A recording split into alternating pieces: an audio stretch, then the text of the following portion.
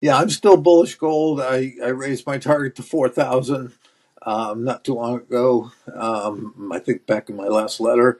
I had raised it from 3,000 to 3,400 last year, and then in my April letter I raised it to 4,000, and that's I think we'll see that this year. Obviously, gold had a big run. Most recently from the mid 2000s to 34, 3,500, and it's spending some time here in a high level consolidation. You may still have a little bit more to go on that, but it'll stay above 3,000, probably above 3,200, I would guess, and may go slightly below that, and then after that consolidation, which might last another couple weeks or might not. Um, I think we are off to the races again. As you say, there are lots of reasons people have warmed up to gold. Not surprisingly, when the tape is strong in any asset, that momentum pulls people into it, gets people interested. So that's part of it.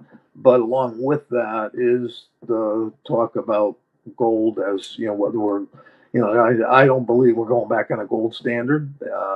If we are to very very minute piece that might be put in there, and I think it's still years away. It's not imminent. It's not this year. It's not next year.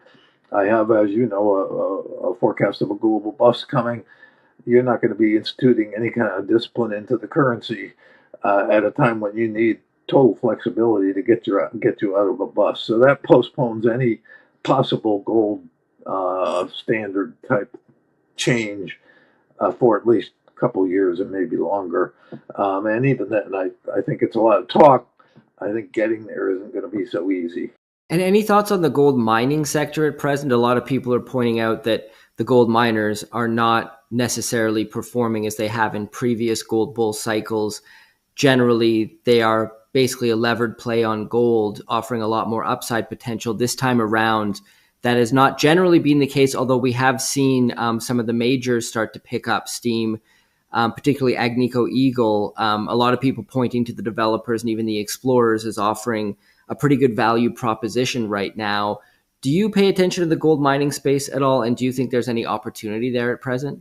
Yeah, I very much do. I'm a big bull on the miners. I agree they've been disappointing and lagged the metals.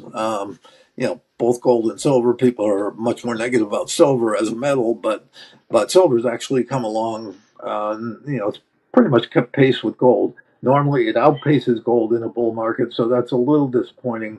But I think that's about to change. So you're going to have both silver and gold. I think moving up pretty aggressively, and I think the miners have had some headwinds in terms of costs. Trying to work through.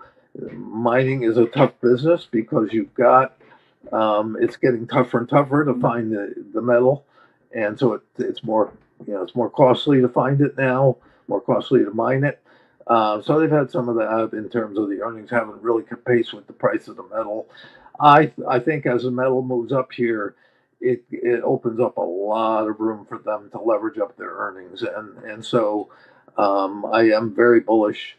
I have targets on the metal ETFs, the mining ETFs that have been long-standing. I have a target on GDX of 65, a target of 100 on GDXJ, which is the junior miners, and on the silver side, 75 for SIL and 35 for SILJ, which would be almost a triple from here.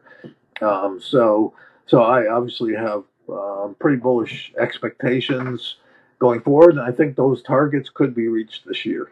So let's pull in the thread regarding silver for a moment here, because people like to point to all sorts of aspects, that data points that they think makes it seem like silver is undervalued at present, the gold to silver ratio, the fact that it's nowhere near previous all-time highs. Interestingly, both silver's previous all-time highs were very short-lived. It went up to 50 and then completely collapsed after that. Do you think we could see a more sustained price, assuming we can get silver back to the $50 plus range? Do you think we could get there and then keep it there on a more sustained basis? Yes and no. I do think my target on silver, and it could be this year, is 75. So that's a good run from here, obviously. And I do think that once we get up there, because of a coming global bust, if I'm right that we're heading for something that's worse than 2008-9 in terms of a global economic and financial downturn, I think you could see a very big hit to both gold and silver. Gold might go back to its breakout at 2100, or might at least back to the mid 2000s. So if you go 4000 back to there, that's a pretty good hit.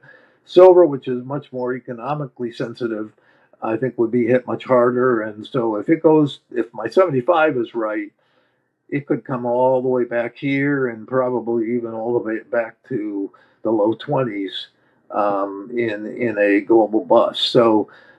But that being said, on the other side of the bust, and I think a bust lasts no more than a year to 18 months, and markets probably less than that, bear markets. On the other side of the bust, I think the precious metals are going to be huge, huge winners. So I've got a target of 20,000 or forecasted 20,000 for gold out in the early 2030s, and silver something around 500. So I think this is a big bull market that has a long ways to run.